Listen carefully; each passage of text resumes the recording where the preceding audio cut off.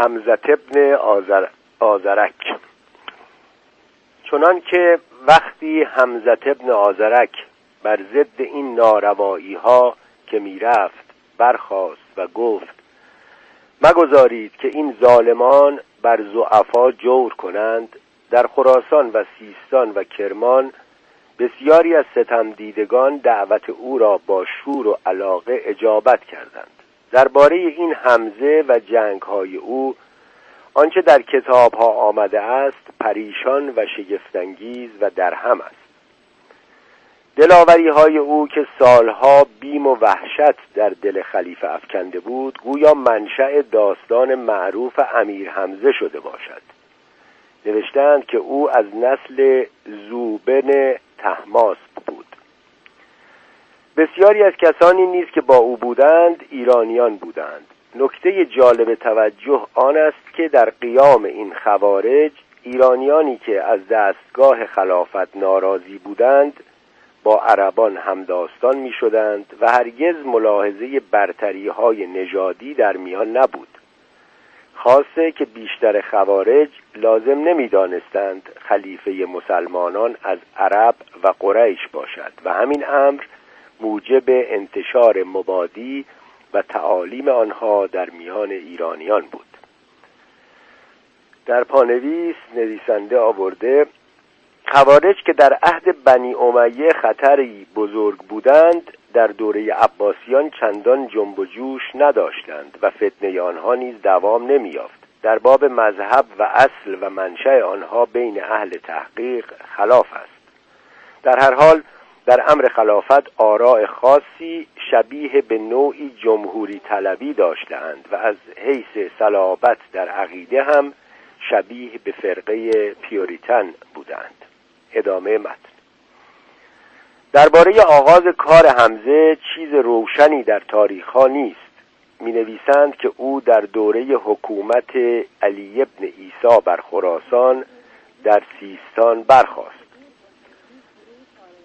گفتند که یکی از عمال آنجا بی‌ادبی‌ها کرد. حمزه عالم بود و بر او امر معروف کرد. آن عامل خواست که او را تباه کند. آخر عامل کشته شد. فرمانروایی علی ابن عیسی در خراسان با ظلم و قساوت بسیار توأم بود. از این رو در هر گوشه بر ضد او شورش و آشوبی برخاست، اما خوارج چون قیام بر حکومت جائر را واجب می‌دانستند در مخالفت خیش بیش از سایر فرقه ها تعصب نشان می‌دادند. داستان جنگ‌های حمزه در کتاب‌ها به تفصیل آمده است. می‌نویسند که وقتی عامل خلیفه از بیم او از سیستان گریخت، حمزه مردمان سواد سیستان را همه بخواند و بگفت 1 درم خراج و مال بیش به سلطان مدهید، چون شما را نگاه نتواند داشت و من از شما هیچ نخواهم و نستانم که من بر یک جای نخواهم نشست. عمال خلیفه با آنکه بارها در برابر وی به زانو در آمدند هرگز از تعقیب وی نمی آسودند. جنگ‌های بسیار رخ داد و بسیاری شهرها چندین بار دست به دست گشت. در این گونه حوادث هر دو طرف خشونت و قساوت بسیار نشان می‌دادند. خوارج در شهرها و قریه‌ها بر هیچ کس ابقا نمی‌کردند و حتی کودکان دبستان را نیز از دم تیغ می‌گذراندند و دولتیان نیز از آنها انتقام سخت می‌کشیدند. گاه کودکان را با معلم در مسجدها محصور می‌کردند و مسجد بر سر ایشان فرو می‌آوردند. در بعضی جاها نیز خانه‌ها را آتش می‌زدند و مردی را بر 2 درخت که به هم می‌آوردند می‌بستند و سپس آن 2 درخت را می‌گشودند تا پاره‌ای از آن بر هر درختی بماند. خلیفه و یارانش را، بلکه هر کس را نیز که راضی به حکم خلیفه بود، کشتنی می‌دانستند و از این رو کسانی که از فرمانروایی جابرانه علی ابن عیسی و فرزندان او در خراسان ناراضی بودند به یاری حمزه برخاستند.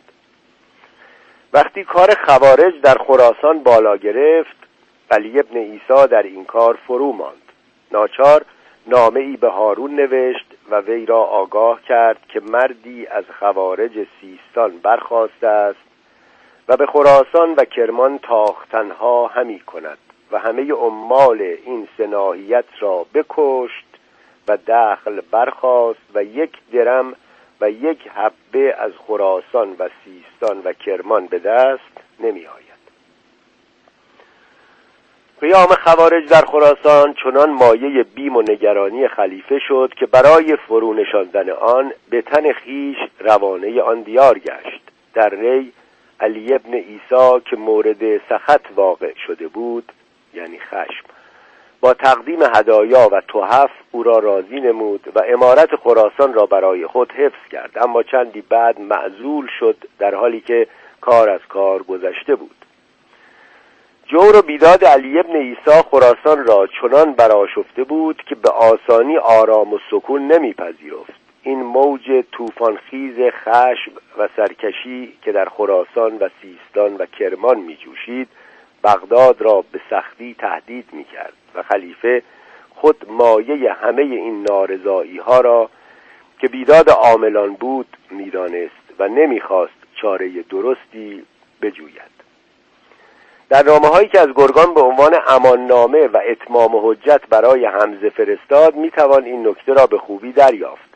جوابی نیست که حمزه به وعد و وعیدهای خلیفه داد نشان می دهد که خشم و نارضایی مردم از عمال خلیفه تا چه اندازه موجب این گونه طغیان‌ها و سرکشی‌ها بوده است و مخصوصاً از آن به خوبی برمی آید که این خشم و نارضایی برای فرقه‌هایی نظیر خوارج تا چه اندازه نقطه اتکاء مناسبی بوده است.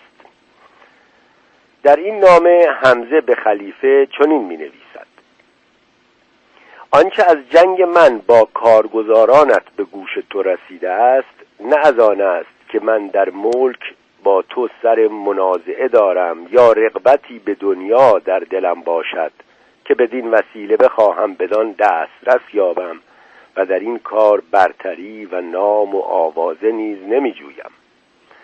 حتی با آنکه بدسیرتی عمال تو در رفتار با کسانی که تحت حکم و ولایتشان هستند بر همه آشکار است و آنچه آنها از ریختن خونها و ربودن مالها و تبهکاریها و نارواییها پیش گرفتند معلوم همگان است، من به سرکشی بر آنها پیشی نجستم و گمان می‌کنم آنچه از حال خراسان و سیستان و فارس و کرمان به تو رسیده است مرا از سخن در این باب بی‌نیاز می‌کند.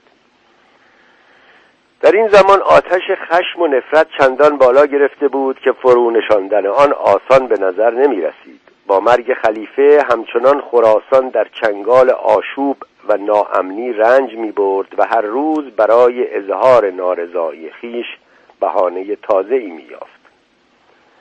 حتی رافع ابن لیث را که عرب بود چون بر ضد دربار خلیفه در سمرقند سر به شورش برآورد مردم یاری کردند و داستان قیام او در تاریخ معروف است. این خشم و نومیدی که در دوره هارون بر اثر بیرحمی و عیاشی و تجمل پرستی او فزونی می گرفت سرانجام ایرانیان را به چاره‌جویی‌های تازه برانگیخت. گویی هنگامی که بغداد در ظلمت و سکوت شب‌های عربستان مست رؤیاهای شیرین و غرورانگیز خویش بود، در خراسان و سیستان و طبرستان و آذربایجان سپیده دمیده بود. در پشت باروهای سر به فلک کشیده دارالخلافه ماجراهای 1001 شب رخ میداد. امیران و وزیران به دستبوس بوزینگان امیرالمؤمنین مفتخر می شدند. توانگران و بزرگان به خدمت و طاعت بندگان خلیفه مباهات می کردند. شاعران و مسخرگان و متملقان و دروغگویان بازار گرمی داشتند. طلاهایی که از اطراف و اکناف کشور به عنوان خراج و هدایا مثل سیل به بغداد می آمد مانند باران بر مطربان و شاعران و خنیاگران و دلقکان و عیاران شهر فرو می ریخت. بر این خوان یغمایی که جور و استبداد خلفا در بغداد گسترده بود ترک و تازی و دهقان شریک بودند. در کنار گرسنه چشمان عرب آزمندان عجم جای داشتند. هر که در بغداد بود و با درگاه خلیفه نسبت و ارتباطی داشت از این تاراج و چپاول بهره ای می برد.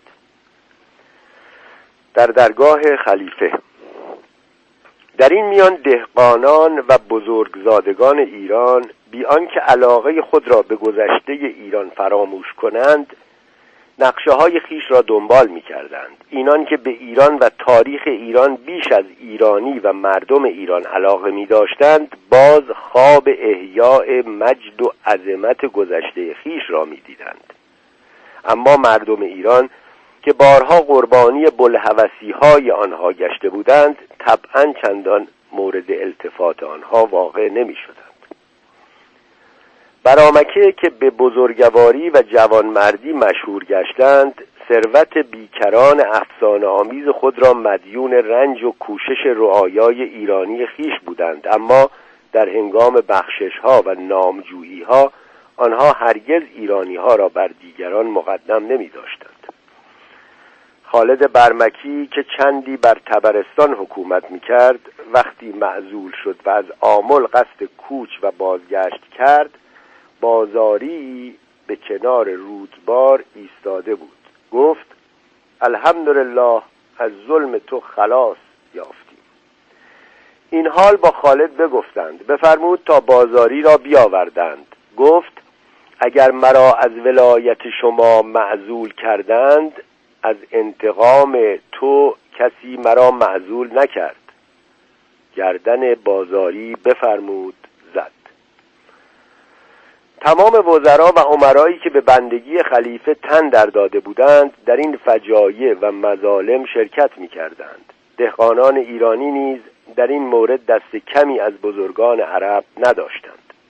آنها اگر بر ضد منافع خلیفه به کوشش برمیخواستند محرک واقعیشان فقط منافع شخصی بود. هنوز حوادث زمانه آرزوی ایجاد دولتی با شکوه به شیوه عهد ساسانی را از لوح خاطرشان یکسره نزدوده بود.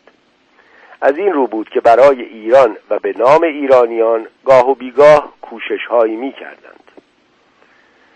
سقوط بغداد و قتل امین به وسیله ایرانیان نمونه‌ای از این گونه کوشش‌ها بود. از وقتی که هارون برامکه را برانداخته بود بزرگزادگان ایران قدرت و نفوذ خود را در دولت اسلام از دست داده بودند. یاری کردن مأمون و جنگ کردن با امین در واقع بهانه‌ای بود برای آنکه این بزرگزادگان ایران بار دیگر قدرت و نفوذ از دست رفته خود را در دستگاه خلافت به دست آورند. خاندان سهل مذالک قتل امین به دست طاهر قوم عرب را از برتری جویی خیش نومید نکرد. چندی بر نیامد که با آغاز خلافت مأمون تمام قلمرو خلافت از شورش و انقلاب به هم برآمد. نفوذ و قدرتی که فضل ابن سهل و برادرش حسن در دربار مأمون یافته بودند رشک و کینه اشراف عرب را بر ضد ایرانیان به شدت تحریک ساخته بود. در آنجا مأمون کورکورانه تحت نفوذ و سیطره فضل درآمد و از کار بغداد فارغ ماند. تسلط خاندان سهل بر دستگاه حکومت عربان را سخت ناخرسند می‌کرد، خاصه که خاندان سهل از زرتشتی‌های نو مسلمان بودند و در اسلام شهرت و سابقه‌ای نداشتند. وقتی مأموران به تحریک و اصرار فضل حکومت عراق را که پس از قتل امین به طاهر ابن حسین فاتح بغداد سپرده بود از وی باز گرفت و به حسن ابن سهل داد نارضایی و نگرانی افزونی یافت.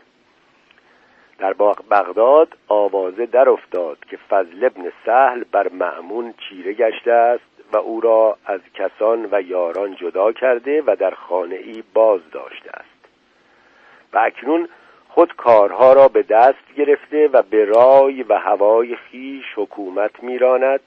این اندیشه مخصوصاً مایه بیم و نگرانی عباسیان بغداد گردید. چون خاندان سهل به تشیع شهرت داشتند، عباسیان بغداد می‌ترسیدند که آنها به حیله و قوت خلافت را از خاندان عباس به خاندان علی منتقل کنند.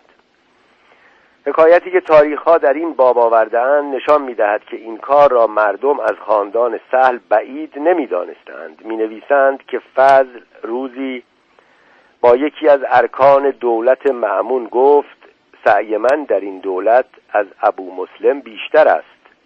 او گفت: ابو مسلم دولت از قبیله به قبیله رسانید و تو از برادر به برادر رسانیدی. گفت: اگر عمر باشد از قبیله به قبیله رسانم. همه جا شورش. بدین گونه در عراق بیشتر مردم از فرمانروایی حسن نگرانی داشتند و این نگرانی موجب انقلاب‌ها گشت. به زودی در عراق و جزیره و حجاز و یمن شورش‌ها و آشوب‌ها پدید آمد. امرا و متنفذان در نسیبین و میا فارقین و آذربایجان و ارمنیه سر به شورش برآوردند. ابراهیم ابن موسی در یمن قیام کرد و محمد ابن جعفر بر حجاز استیلا جست. عباس ابن محمد بر بصره تسلط یافت و زید ابن موسی به او پیوست. در این میان وضع کوفه از همه جا سخت‌تر و خطرناکتر بود. این شهر بی‌آرام فتنه‌جو که در هر زمان برای قیام به نفع آل علی حاضر بود، یکسره تحت سیطره و نفوذ یک راهزن نامش ابوالسرایا در آمده بود. وی یک علوی را که ابن طباطبا می گفتند چندی به خلافت برداشت و سپس او را مسموم کرد و دیگری را به جای او نشاند و سرانجام شورش او به یاری هرثمه فرو نشست. اما چندی بعد بغداد صحنه حوادث خونین دیگر گشت. در بغداد از چندی پیش در دست عیاران و سپاهیان بود. آنها با حکومت و ولایت چون بازیچه خارمایه‌ای رفتار می‌کردند. هر روز با کسی بیعت می‌کردند و هر لحظه بر او می‌شوریدند. ضعف و فتور حکومت آنان را سخت گستاخ و چیره کرده بود. حتی از تاراج شهر و آزار مردم دریغ نمی‌ورزیدند. کار رهزنی و تبهکاری آنها سخت بالا گرفته بود. کودکان و زنان را آشکارا می‌ربودند. اگر از کسی پول گزاف به وام یا صله مطالبه می‌کردند، او جرأت نداشت از دادن آن امتناع کند. اگر به خانه کسی می‌رفتند و زن و فرزندش را به زور می‌بردند، او نمی‌توانست در برابر آنها مقاومت کند. بسا که دهکده‌ای را غارت می‌کردند و مال و حشم و متاع و ظرف آن را در بازار بغداد می‌فروختند. بسا که از مسافران و بازرگانان و کشتی‌ها باج مطالبه می‌کردند و آنها جز پرداخت چاره‌ای نداشتند. بدین گونه بغداد فرمانروایی حسن ابن سهل را با نارضایی و نگرانی تلقی می‌کرد. طاهر ابن حسین فاتح بغداد که در میان سپاهیان نفوذ و قدرتی بسیار داشت از این انتخاب ناراضی بود. هرثم ابن اعین سردار عرب نیز که در فتح بغداد به مأمون خدمت کرده بود بر ضد وی به تحریک پرداخت. عباسیان بغداد این انتخاب را نشانه ضعف مأمون و استیلای فضل می‌شمردند و علویان برای قیام خیش این اختلاف را موقع مناسبی می‌شمردند. حسن ابن سهل که عربان بغداد به تحقیر او را مجوس زاده می‌خواندند، چون ایرانی و شیعه بود، طبعا نتوانست اعتماد اعراب را به خود جلب کند. از این رو آشوب‌ها و شورش‌ها قطع نمی‌شد. حبس هرثمه و مرگ او در خراسان وضع حکومت او را تا اندازه‌ای تحکیم کرد. اما سپاهیان عرب را سخت ناراضی نمود. انتخاب علی ابن موسی به ولایت عهد مأمون نارضایی علویان را کاست، اما عباسیان بغداد را به خشم آورد. آنها از بیم آنکه دولتشان سپری گردد ابراهیم ابن مهدی را به خلافت برداشتند. جنگ و آشوب بسیار گشت. بغداد باز صحنه کشتارها و هرج و مرج‌ها گشت. با این حال مأمون همچنان در مرو به سر می برد و از این وقایع غافل بود و نسبت به اعراب خونسردی و بی‌اعتنایی شگفت‌انگیزی نشان می‌داد. در واقع بر اثر نفوذ امرا و وزرای ایرانی در این ایام ضعف قوم عرب به نهایت رسید. بسا که در کوی و برزن پیش خلیفه می آمدند و از بی التفاتی های او نسبت به خویش شکایت می کردند. یک عرب شامی در راه پیش مأمون آمد و گفت: ای امیر، همانطور که بر ایرانیان خراسان می نگری به عربان شام نیز عنایت فرما. بدین گونه بی‌عنایتی درباره اعراب سیل خشم و نارضایی آنان را برمی‌انگیخت. وجود فضل ابن سهل وزیر خلیفه نیز که از نژاد خسروان بود و شاید نقشه‌ها و اندیشه‌هایی داشت موجب نگرانی نزدیکان خلیفه بود. در بغداد هر روز بهانه‌ای برای آشوب به دست شورشگران می‌افتاد، اما مأمون از همه این حوادث بیخبر بود. مردم بغداد به امارت حسن راضی نبودند و این همه فتنه برای طرد و عزل او رخ می‌داد. لیکن هرگاه که فتنه ظاهر شدی، فضل ابن سهل از مأمون پوشیده می‌داشت و می‌گفت آن فتنه ها جهت علویان است. بازگشت به بغداد.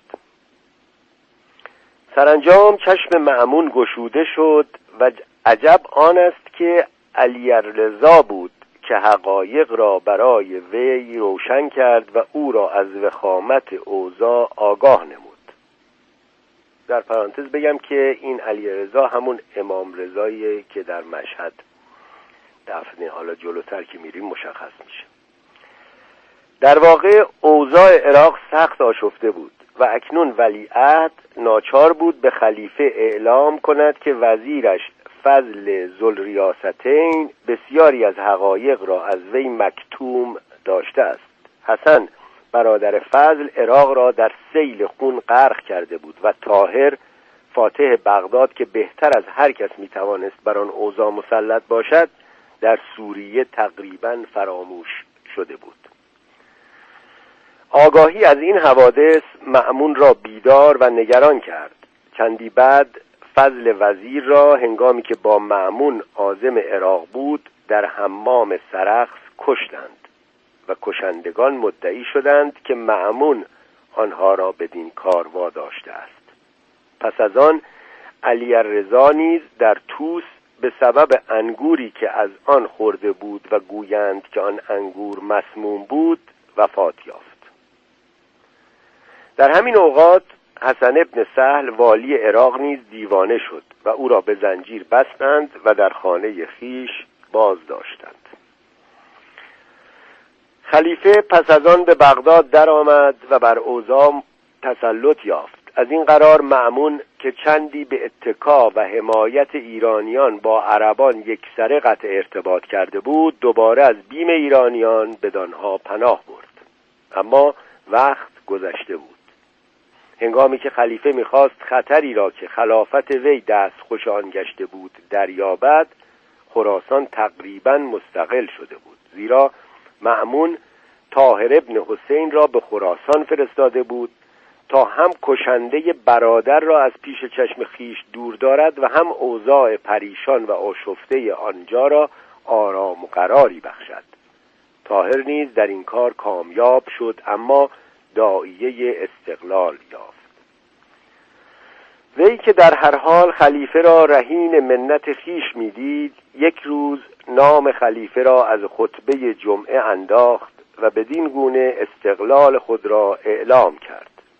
هر چند روز بعد ناگهان مرد، اما خراسان بدین گونه از چنگ خلیفه به در رفت و مأمون ناچار شد فرزندان طاهر را به امارت آنجا بنشاند و در واقع فرمانروایی خاندان طاهر را بر خراسان تصدیق نماید. بدین گونه در پایان 2 قرن ایرانیان توانستند دیگر بار دولتی تازه پدید آورند و آشکارا در قسمتی از ایران به استقلال فرمان برانند.